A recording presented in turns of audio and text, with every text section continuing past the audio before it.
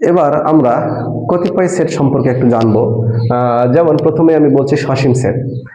তো সসীম সেট হচ্ছে যে সেটের উপাদান সংখ্যা গণনা করে নির্ধারণ করা যায় তাকে বলা হয় সসীম সেট। আমি এখানে একটা সেট লিখলাম A equal to A B C D. তাহলে দেখো এখানে এই সেটের উপাদান সংখ্যা হচ্ছে এ বি সি ডি চারটি। এখানে চারটা উপাদান সংখ্যা গণনা করে নির্ধারণ করা যাচ্ছে, সুতরাং এই সেটটাকে বলা হচ্ছে সসীম সেট। আবার ধরো বি ইকুয়াল টু আরেকটা সেট নিলাম, বললাম 1 2 3, তারপরে ডট ডট দিয়ে আমি দিলাম হচ্ছে 10। তাহলে এটাও কিন্তু একটা সসীম সেট, কারণ এখানে 1 2 3 4 5 6 7 8 9 10, এই 10টা উপাদান আছে বি সেটে। তাহলে এটা হচ্ছে একটা সসীম সেট, মানে যে সেটের উপাদান সংখ্যা গণনা করে নির্ধারণ করা যায়। আর অসীম সেট হচ্ছে যে সেটের উপাদান সংখ্যা গণনা করে নির্ধারণ করা যায় না। যেমন আমি এখানে একটা সেট নিলাম, সি ইকুয়াল টু বললাম, সি ইকুয়াল টু হচ্ছে বললাম যে 1 2 3 4 এইভাবে দিলাম। আচ্ছা, তাহলে এটা দেখো 1 থেকে 1 2 3 4 5 6 এভাবে কিন্তু চলতেই থাকবে। অর্থাৎ এই সেটের উপাদানের সংখ্যা কিন্তু নির্ধারিত নয়, এটা অসীম পর্যন্ত যেতেই থাকবে। এটাকে কিন্তু আমরা ন্যাচারাল নাম্বার বলি, 1 2 3 4। তাহলে এটা হচ্ছে ন্যাচারাল নাম্বারের সেট। ন্যাচারাল নাম্বারের যে সেটটা সেটাকে আমরা বলতে পারি হচ্ছে অসীম সেট। আবার হচ্ছে আমরা বলতে পারি পূর্ণ সংখ্যার সেট, সেটা হচ্ছে অসীম সেট। পূর্ণ সংখ্যার সেটকে আমরা বলতে পারি z ইকুয়াল টু প্রথমে দিলাম 0, তারপরে plus minus 1 plus minus 2 plus minus 3, এইভাবে যেতেই থাকবে। তাহলে এটাও কিন্তু একটা অসীম সেট, যার মানে এক কথায় যার উপাদান সংখ্যা গণনা করে নির্ধারণ করা যায় না সেটাকে বলা হচ্ছে অসীম সেট। আর যে সেটের উপাদান সংখ্যা গণনা করে নির্ধারণ করা যায় তাকে বলা হচ্ছে সসীম সেট। যদি কোনো সেটের উপাদান সংখ্যা একটিও না থাকে তাহলে সেই সেটটিকে আমরা বলতে পারি ফাঁকা সেট। যেমন আমি এখানে একটা সেট লিখি, a equal to x belongs to n such that x মৌলিক সংখ্যা এবং 7-এর চাইতে বড়, কিন্তু আচ্ছা, তাহলে এখানে আমরা যদি দেখি যে এ হচ্ছে এক্স হবে এবং এক্স অবশ্যই ন্যাচারাল নাম্বারের মধ্যেই হবে। এক্স হচ্ছে মৌলিক সংখ্যা হতে হবে এবং 7 6 7-এর চাইতে বড়, 7-এর চাইতে বড় এবং 11-এর চাইতে ছোট। তো 7-এর চাইতে বড় আর 11-এর চাইতে ছোট এরকম মৌলিক সংখ্যা কিন্তু একটাও নেই, কারণ 7-এর চাইতে বড় কি কি আছে ন্যাচারাল নাম্বার, একটা আছে 8, একটা আছে 9, একটা আছে 10, এই তিনটা। 11-এর চাইতে ছোট আর 7-এর চাইতে বড়, এই তিনটা সংখ্যা, কিন্তু এই তিনটা ন্যাচারাল নাম্বারের মধ্যে কোনোটি কিন্তু মৌলিক সংখ্যা নয়। তাহলে আমি এখানে যেই সেট গঠন পদ্ধতিতে এখানে আমরা যে সেটটি লিখেছি এইটা মৌলিক সংখ্যা, এখানে কিন্তু এর হচ্ছে উপাদান সংখ্যা একটিও থাকবে না, অর্থাৎ এটাকে বলা হচ্ছে ফাঁকা সেট। এবার আমরা দেখব সার্বিক সেট বলতে কি বুঝি। আমি বললাম যে r equal to 1 2 3 4 5। এখন আমি নতুন দুইটা সেট নিলাম, a equal to হচ্ছে 1 3 5, b equal to হচ্ছে 2 3 4। আচ্ছা, এখন এই দুইটা সেটের a এবং b, এই দুই সেটের প্রত্যেকটা উপাদান কিন্তু এই r সেটের মধ্যে বিদ্যমান। তার মানে এই দুইটা সেটকে আমি বলতে পারি r সেটের উপসেট। তাহলে এই যে এই দুইটা সেটের সাপেক্ষে এই rটা হচ্ছে সার্বিক সেট। অর্থাৎ এই একটা সেটের মধ্যে যে উপাদান আছে এবং ওই উপাদানগুলো ব্যবহার করে আমরা যতগুলো সেট নির্ণয় করতে পারি সবগুলোকে ওই সেটের উপসেট বলা হয়। আর উপসেট গুলোর সাপেক্ষে এই সেটটিকে বলা হচ্ছে সার্বিক সেট।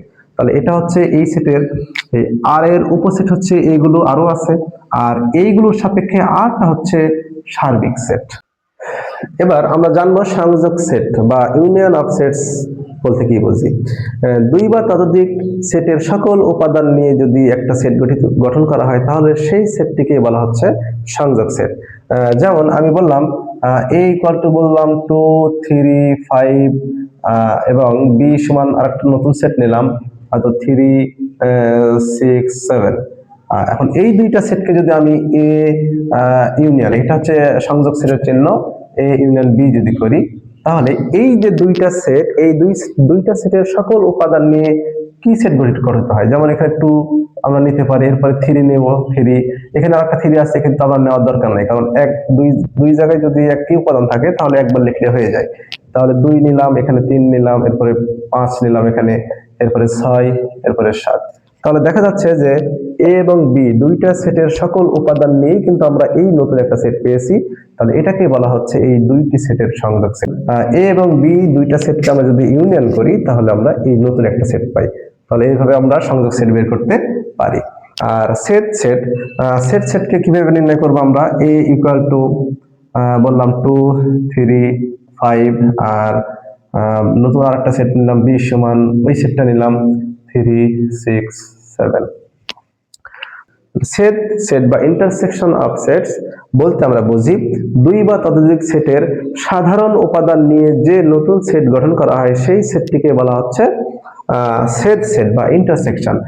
তো আমরা এই দুইটা সেটকে, এটাকে বলা হচ্ছে ইন্টারসেকশনের চিহ্ন বা সেটের চিহ্ন।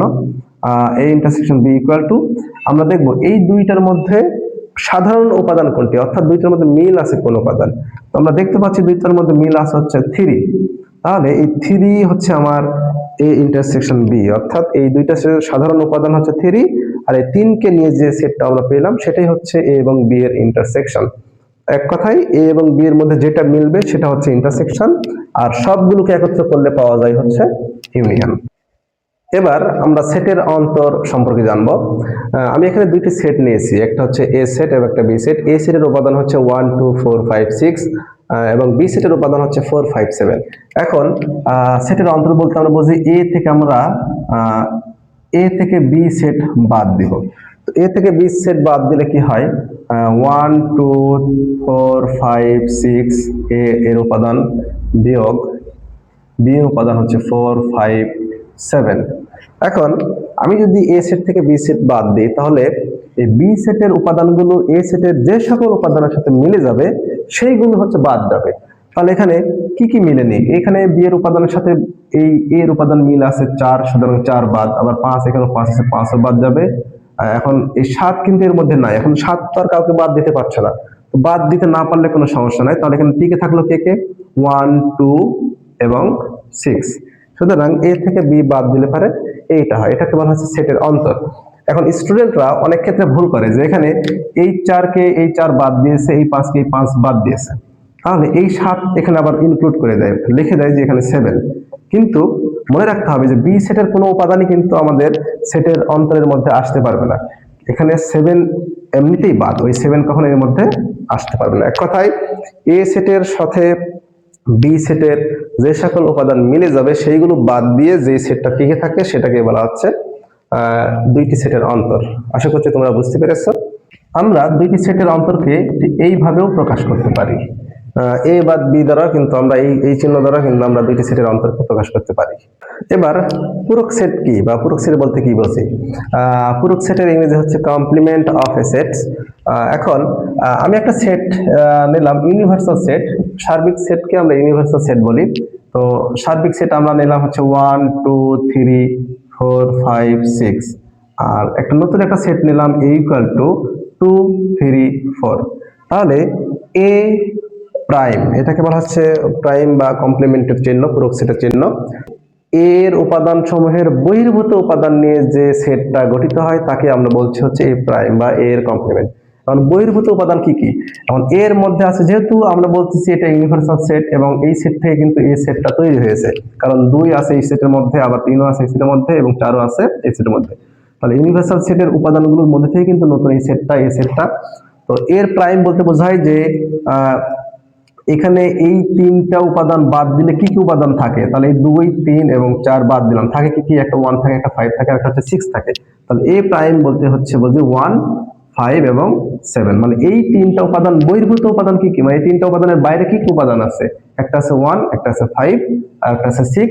সুতরাং এ প্রাইম ইকুয়াল হচ্ছে 1 5 এবং 6। আমরা এখানে এ প্রাইম ইকুয়াল লিখতে পারি হচ্ছে ইউনিভার্সাল সেট থেকে যদি আমরা এ বাদ দিই তাহলে কিন্তু পাই। তো ইউনিভার্সাল সেট কি কি? 1 2 3 4 5 6। এখান থেকে যদি আমি এর উপাদানগুলো বাদ দিই 2 3 এবং 4 বাদ দিই, তাহলে 2 এখানে মিল আছে, বিয়োগ করছি, বাদ দিচ্ছি, তাহলে 2 আর এই 2 বাদ, এই 3 আছে, এই 3 এর সাথে মিলছে বাদ, এই 4 এর সাথে মিলছে বাদ, তাহলে টিকে থাকলো কে কে? 1 5 এবং 6। তাহলে এ প্রাইম ইকুয়াল হচ্ছে 1 5 6। এবার আমরা ডিসজয়েন্ট সেট, যার বাংলা নাম হচ্ছে নিশ্ছেদ সেট, এইটা কিভাবে বের করতে হয় সেটা আমরা দেখব, পরীক্ষায় এসেই থাকে এই বিষয়টা। তো আমরা দুইটা সেট নিলাম, a ইকুয়াল টু 2 3 এবং হচ্ছে 5, নতুন একটা সেট নিলাম হচ্ছে b ইকুয়াল টু হচ্ছে 4 6 7। তো নিশ্চিত সেট বলতে বুঝি যে দুইটি সেটের মধ্যে যদি কোনো সাধারণ উপাদান না থাকে তাহলে সেই দুইটা সেটকে পরস্পরের নিশ্চিত সেট বলা হয়। দুইটি সেটের মধ্যে যদি কোনো উপাদান মিল না থাকে তাহলে সেই দুইটি সেটকে পরস্পরের নিশ্চিত সেট বলে। আমরা এখানে a সমান, তাহলে নিশ্চিত সেটে আমরা বুঝতে পারছি যে a সেটের উপাদান 2 3 5 এবং b সেটের উপাদান হচ্ছে 4 6 7। এখানে কিন্তু এই a সেটের উপাদানগুলো এবং b সেটের উপাদানগুলোর মধ্যে একটিও মিল নাই, সুতরাং a এবং b কে আমরা নিশ্চিত সেট বলতে পারি।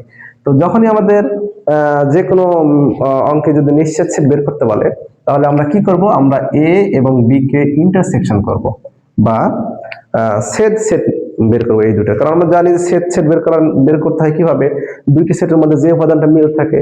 যদি আমরা a এবং b এর উপাদান সংখ্যা কি কি আছে 2 3 5, ইন্টারসেকশন b এর উপাদান হচ্ছে 4 6 7। তো আমরা এই a এবং b এই দুইটা সেটকে যদি ইন্টারসেকশন করি তাহলে দেখা যাচ্ছে যে উপাদান সংখ্যা কিন্তু একটু মিল নাই, অর্থাৎ ফাঁকা সেট। তো আমরা এর আগেই বলছি যে যদি দুইটি সেটের মধ্যে যদি কোনো উপাদান মিল না থাকে তাহলে সেটাকে নিশ্চিত সেট বলি। আবার ইন্টারসেকশন করে দেখলাম যে না কিছুই মিল নেই, ফাঁকা সেট পেয়েছি, তাহলে আমাদের এই দুইটা সেট হচ্ছে পরস্পর নিশ্চিত সেট। তাহলে যদি আমাদেরকে নিশ্চিত সেট বের করতে বলে তাহলে আমরা কি করব, ইন্টারসেকশন করব। ইন্টারসেকশন করে যদি ফাঁকা সেট পাওয়া যায় তাহলে অবশ্যই সেই সেটগুলো পরস্পর নিশ্চিত সেট।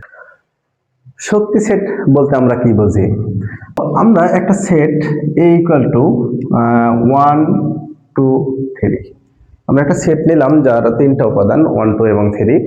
তো শক্তি সেট হচ্ছে যে একটি সেটের উপসেট সমূহকে নিয়ে যে নতুন সেট তৈরি হয় সেই সেটটিকে আমরা বলতে পারি হচ্ছে শক্তি সেট।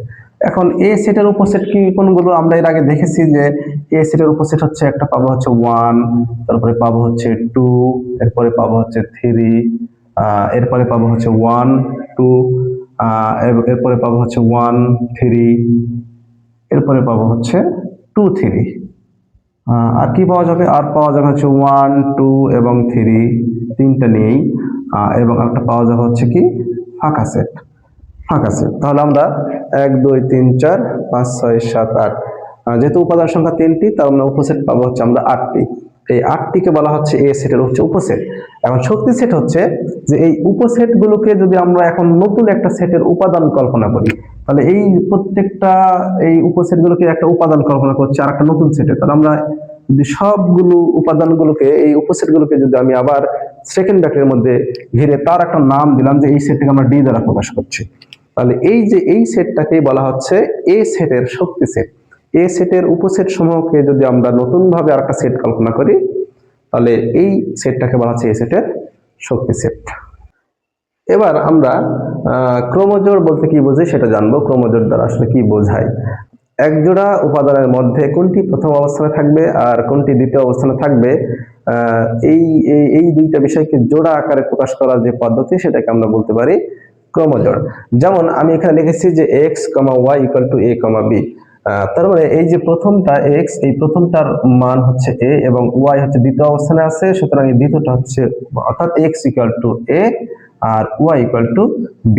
তাহলে এইটাকে বলা হচ্ছে ক্রমজোড়ের নিয়ম, অর্থাৎ প্রথমটার জন্য প্রথমটা, দ্বিতীয়টার জন্য দ্বিতীয়টা। আমি এখানে একটা অঙ্ক নিয়েছি, সেটা হচ্ছে 2x plus y, 3 equal two 6, x minus y হলে x এবং x, y সমান কত। তো এটা হচ্ছে ক্রমজোড়ের সূত্র অনুসারে এটা আমরা সমাধান করব। তো যেহেতু প্রথম অবস্থানে আছে 2x plus y এবং এখানে প্রথম অবস্থানে আছে 6, তাহলে 2x plus y equal two আমরা লিখতে পারি 6। তাহলে ক্রমজোড়ের শর্ত মতে 2x plus y equal two 6 এবং দ্বিতীয় অবস্থানে আছে 3 এবং এখানে দ্বিতীয় অবস্থানে আছে x minus y, তাহলে x minus y equal two হচ্ছে 3। তাহলে এটাকে আমরা দিলাম হচ্ছে 1 নম্বর সমীকরণ আর এটাকে আমরা দিলাম হচ্ছে 2 নম্বর সমীকরণ। কারণ এই 1 এবং 2 সমাধান করে x এবং y এর আমরা মান বের করব। তাহলে এই দুইটা সমীকরণ যদি আমি যোগ করি তাহলে y এর কাটা যায়, 2x আর x হচ্ছে 3x ইকুয়াল টু 6 আর 6 আর 3 9, বা x ইকুয়াল টু 9/3, অর্থাৎ x সমান পাওয়া গেল 3। এখন x এর মান যদি আমরা যে কোনো একটা সংখ্যা 2 বসিয়ে পাই তাহলে x সমান 3 2 এ বসিয়ে তাহলে x 3 minus y equal to 3 বা y equal to 3 minus 3 equal to 0। তাহলে আমরা পাইলাম ওয়াই সমান 0। তাহলে আমরা কি লিখতে পারি যে অতএব x comma y equal to x সমান আমরা কি পেয়েছি, এক্স সমান পেয়েছি আমরা হচ্ছে 3, তাহলে 3 কমা যে এক্স সমান পেয়েছি এখানে 3 কমা ওয়াই সমান পেয়েছি আমরা 0। তাহলে এক্স এর মানটা প্রথমে, ওয়াই এর মানটা পরে। এইভাবে আমরা জোড়া আকারে প্রকাশ করার যে পদ্ধতি সেটাকে আমরা বলতে পারি হচ্ছে ক্রমজোড় বা ক্রমজোড়ের নিয়ম। কার্টেসীয় গুণজ এইটা আমরা এখন দেখব। আমরা দুইটা সেট নিলাম, a ইকুয়াল টু নিলাম হচ্ছে এ বি এবং বি ইকুয়াল টু নিলাম হচ্ছে 2 4 5। আমরা এই দুইটা সেটকে কার্টেসীয় গুণজ আকারে প্রকাশ করব। তাহলে আমরা a ক্রস বি, এটাকে এভাবে পড়া হয় a cross b equal to এর উপাদান হচ্ছে a বি আর বি এর উপাদান হচ্ছে 2 4 5। তাহলে কার্টেসীয় গুণজটা হচ্ছে কিভাবে করতে হয়, প্রথমে a এর সাথে 2 এর সাথে আগে a দ্বারা এই তিনটাকে আমরা গুণ করব। তাহলে আমরা এভাবে করতে পারি যে a, 2 এরপরে a এর সাথে আবার a, 4 এরপর a এর সাথে 5 a, 5 এরপরে a এর কাজ শেষ। এবার b দ্বারা গুণ করব b, 2 এরপরে b এর সাথে 4 জোট বাঁধাবো b 4 এরপরে b এর সাথে 5। তাহলে এই পদ্ধতি এবং প্রথমে এবং শেষে সেকেন্ড ব্র্যাকেট দিয়ে ঘিরে দিতে হবে। তাহলে এটাকে হচ্ছে a এবং b এর কার্টেসীয় গুণজ আকারে প্রকাশ। তাহলে এইভাবে আমরা দুইটা সেটের কার্টেসীয় গুণজ বের করতে পারি।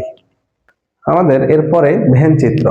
তো ভেন চিত্র বিখ্যাত গণিতবিদ জন ভেন সে চিত্রের মাধ্যমে সেটকে প্রকাশ করেছেন। চিত্র, আয়ত অথবা ত্রিভুজ অথবা বৃত্ত ব্যবহার করেছেন। তো আমি এখানে দেখাচ্ছি যে ভেন চিত্র আমরা কিভাবে প্রকাশ করে থাকি।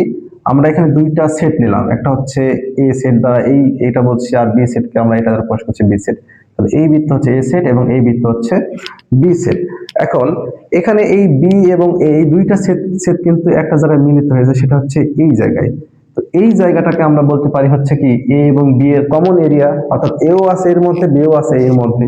তাহলে এ ইন্টারসেকশন বি। তাহলে আমরা এই যে এখানে যে চিত্রটা বললাম এটা দ্বারা বোঝাই হচ্ছে এ ইন্টারসেকশন বি, কারণ আমরা জানি ইন্টারসেকশন বলতে কি বুঝি, যে দুইটার মধ্যে যেগুলো মিল থাকে। তাহলে এই দুই সেটের মধ্যে মিল অঞ্চলটা হচ্ছে এইটা, সুতরাং এ ইন্টারসেকশন বি দ্বারা কিন্তু জন ভেন এই এরিয়াটাকেই বোঝাইছে।